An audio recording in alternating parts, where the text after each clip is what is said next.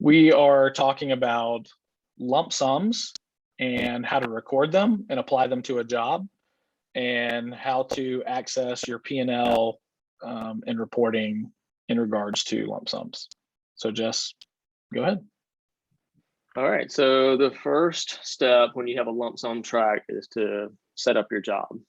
So we have a job already created. We're going to go in, edit this, and we're going to show you where to make those changes. And it's just really just two places. The first place is you're going to make sure your contract type is lump sum.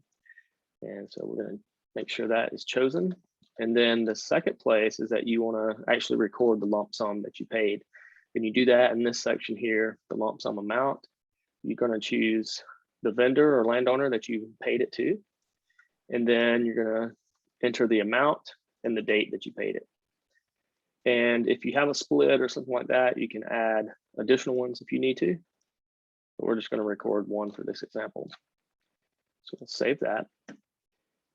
And then you'll see on the job overview section, there's a balances, and this shows our lump sum. And you can come back and view this balance section at any time during the progress of the track and see how you're cutting out. So this is going to show our original lump sum paid, and then it's going to show any stumpage that's accumulated, and then it's going to show our over or undercut. Jess, what happens to the undercut or that balance amount as stumpage is added to the lump sum? So we accumulate the stumpage here, and that's going to give you how much you actually paid in stumpage. And then we take the difference in that and show you what your remaining balance is. And so if you see a positive number, that's a overcut, and the negative number is the undercut. Cool. Okay, so now the second step after you set up your job is to set up your products. And we're going to jump to the product section here. And you can see we already started setting up a product, and now we're going to walk you through the steps to set up the stumpage portion, because your mill, your landowner, your trucker, that's all going to remain exactly the same as a regular per ton tract.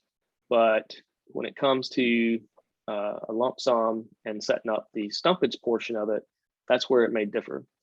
And you have so two choices. just to interrupt you real quick, I guess we have two choices here. We have stumpage that we can add as a vendor distribution, which will create a settlement.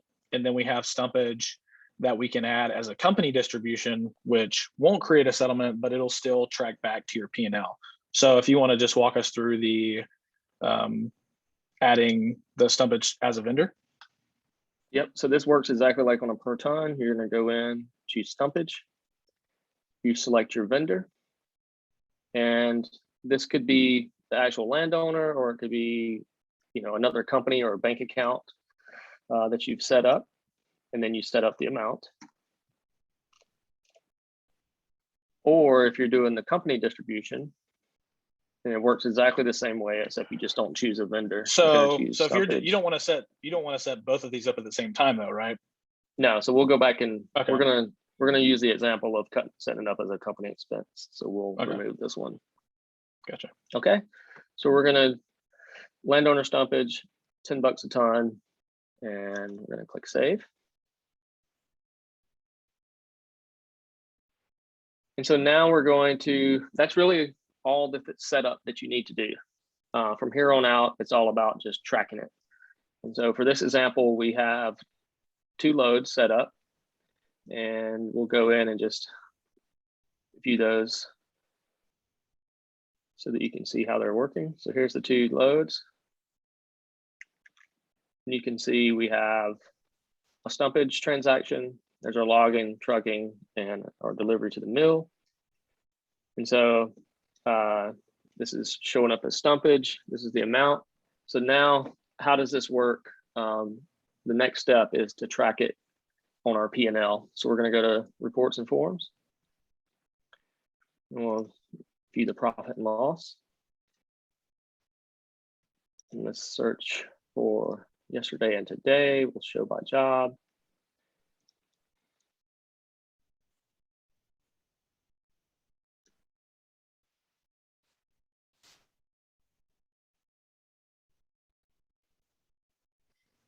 Okay, so this is our only job that we have that comes up.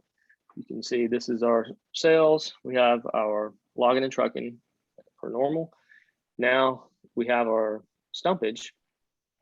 And then, so this is all pretty standard, same as per ton. But then at the bottom here, we're going to show you how you're tracking against your lump sum. So we'll remind you how much you paid for the lump sum.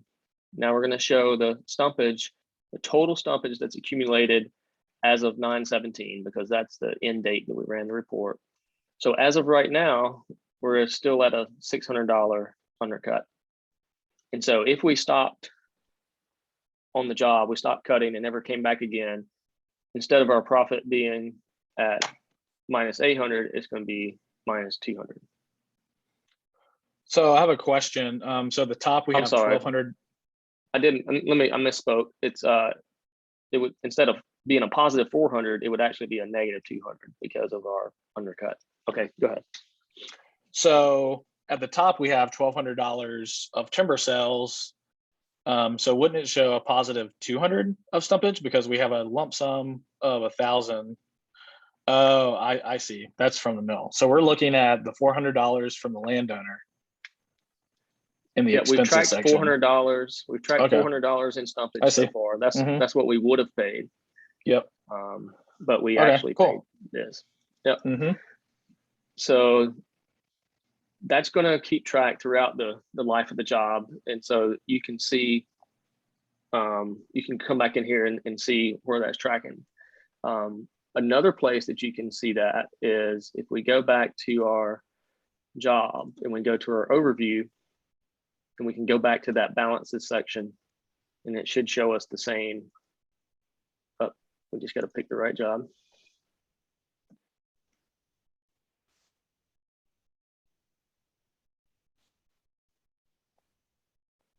So here it's going to show us that same result.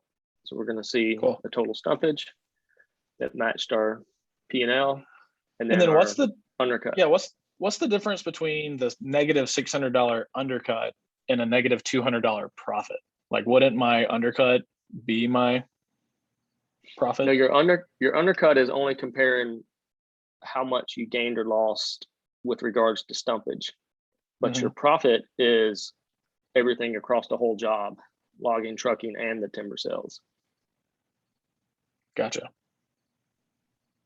Cool. Okay, now another place this might show up is if we go to our dashboard and we go to our financial dashboard. On our left over here, we're going to have our income and expenses, and then on the right, we're going to show you your current balances, and that typically pertains to your performance bonds, cash advance out, lump sum out, and then the total cash out. So this is a new one, lump sum out, and if we go and click on that, it's going to open our jobs report, and it'll tell us exactly what we have out at the moment. So here we have two jobs. Here's the $600 that we just examined on our profit and loss. There's our $600. It's an undercut. And so undercut means that it's still out. We haven't retrieved it yet. So we have $600 out. And then we have another job. And so now we can tell that our lump sums, we have $1,600 out. Cool. And so I guess there's two places that we can see our total cash out.